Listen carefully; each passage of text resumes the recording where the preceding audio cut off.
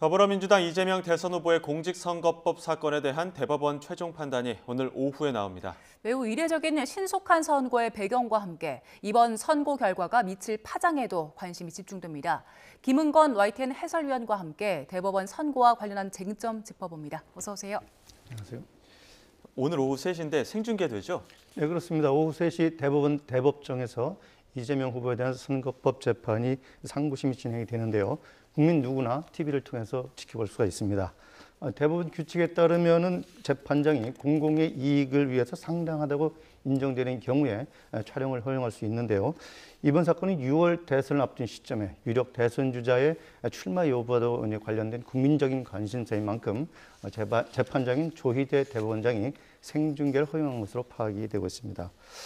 대법 전원 합의체 선고가 TV로 생중계되는 것은 2019년 8월에 국정동량 사건이 먼저 있었고요. 그리고 2020년 같은 그 이재명 후보의 경기도지사 시절의 허위사실 공표 사건에 이어서 이번이 세 번째입니다. 선고 과정은 대법원 유튜브 채널을 통해서도 볼 수 있는데 대법원 상고심은 피고인의 출석 의무가 없기 때문에 이 후보는 법정에 출석하지 않습니다. 대법정이 이제 160석 규모인데 이 가운데 일반인 방청석은 73석으로 이제 예약이 됐고요. 상고심 선고를 앞두고 대법원의 차량 출입도 제한이 되고 경비도 강화되고 있습니다.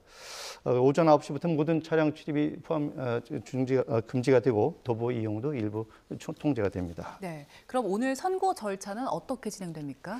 네, 우선 오후 3시에 대법관들이 이제 대법정에 들어온 뒤에 재판장인 조희대 원장의 발언으로 본격적인 선고가 시작이 됩니다. 먼저 조 대법원장이 이번 사건의 사실관계를 정리한 뒤에 1심 판결 내용과 검찰의 상고 이유를 설명하고요. 이어서 이번 사건 쟁점 그리고 이에 대한 대법원 다수 의견의 이유를 판시하게 됩니다. 반대나 별개의 의견 그리고 보충 의견이 있는 경우에는 이에 대한 설명도 이어지는데요. 이어서 조 대법원장이 마지막 주문을 선고하는 것으로 재판이 마무리되게 됩니다. 선고에 어느 정도 시간이 걸릴지는 이제 봐야 되는데요. 재판장이 어떤 내용을 전하고자 할지 그런 경우에 따라서 조금 길어질 수도 있고요. 지난 2020년 당시에 경기지사이던 이 후보 선거법 선고 당시에는 약 25분 정도 걸렸습니다. 그래서 이번에도 그 정도 안팎이 되지 않을까 이렇게 예상할 수 있겠습니다. 이번 선고가 굉장히 이례적으로 전례 없이 빠르다는 이야기 많이 하지 않습니까? 네. 배경이 뭡니까? 네, 법조계에서도 이제 매우 이례적이다 이런 평가가 나오고 있는데 그만큼 대선을 앞둔 상황에서 이번 사건에서 열린 국민적 시선, 관심을 반영한 것을 보인다 이렇게 볼 수 있겠습니다. 그 지난 3월 28일에 이제 대법원에 접수가 됐고요. 지난달 22일 대법원에 전원 합의체 회부가 됐죠.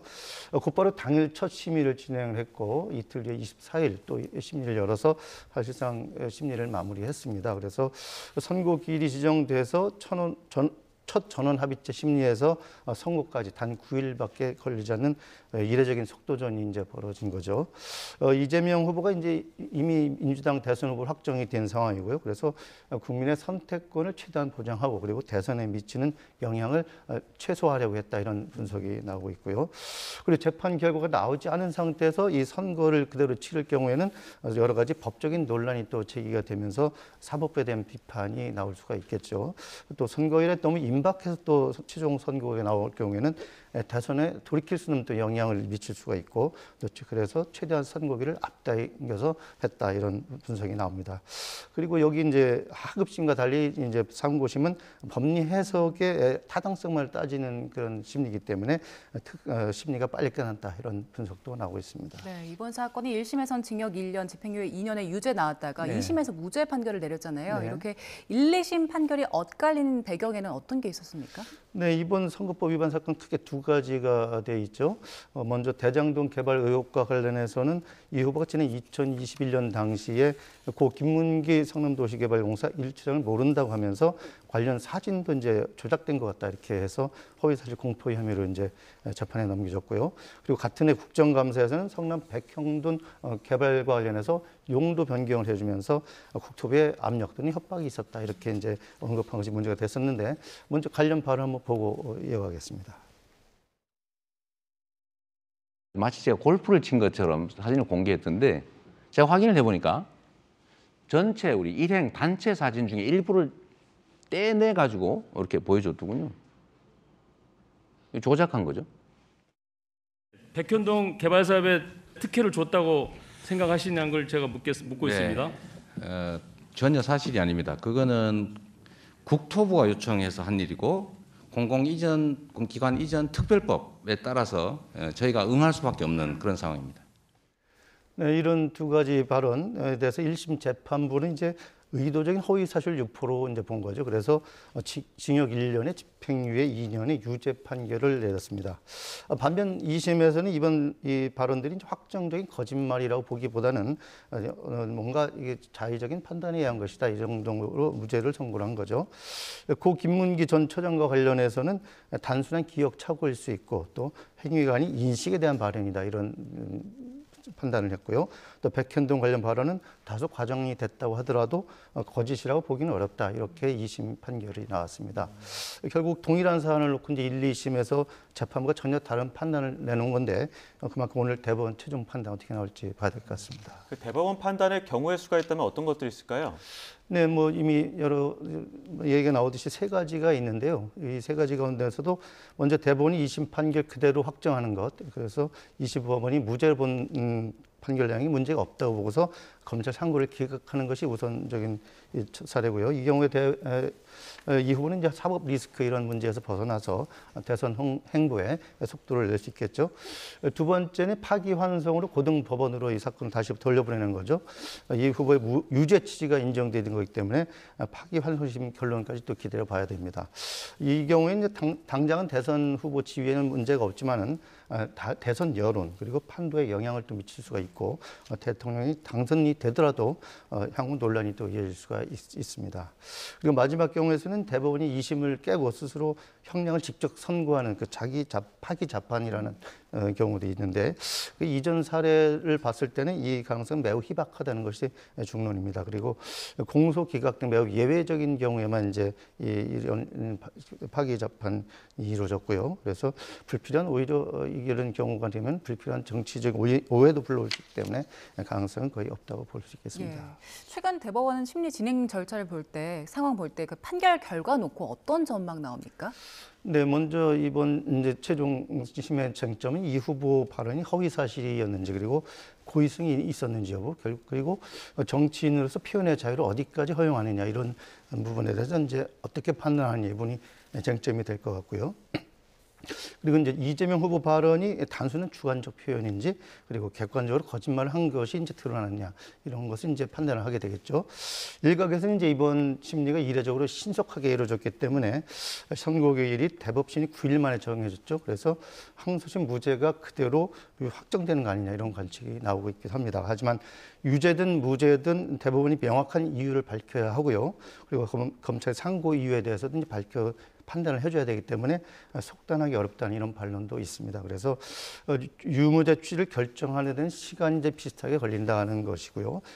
선고 자체가 빨리 이루어졌기 때문에 무죄 확정일지 유죄 취지 판결일지는 판단하기 쉽지 않은 상황입니다. 다만 이번 심리에 참여한 또 대법관 12명이죠. 가운데 과반수 선택으로 이제 결정이 되는데 다수 의견과 소수 의견이 갈릴지 아니면 만장일치가 나올지 여기도 관심이 쏠리는데 대법관들 성향이 이제 보수와 진보 중도로 거의 이제 분포가 이렇게 여러 명이 갈려 있습니다. 그래서 만장일치는 어려울 것이다 이런 관측이 나오고 있습니다. 워낙 빨리 이루어지다 보니까 양당에서 해석하는 부분들도 다른 것 같아요. 어떤 입장입니까?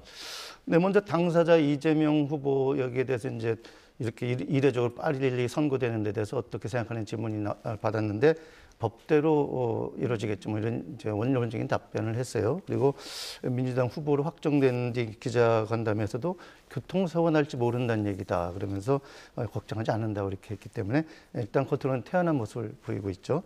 민주당도 이제 재판부가 상식과 순리에 맞는 현명한 판결을 내려주길 기대한다 이런 논평을 냈는데 일부 당혹감도 이제 나타나긴 하지만 전반적으로는 이 후보의 무죄 확정에 대한 기대감이 상당하다고 볼 수 있겠습니다.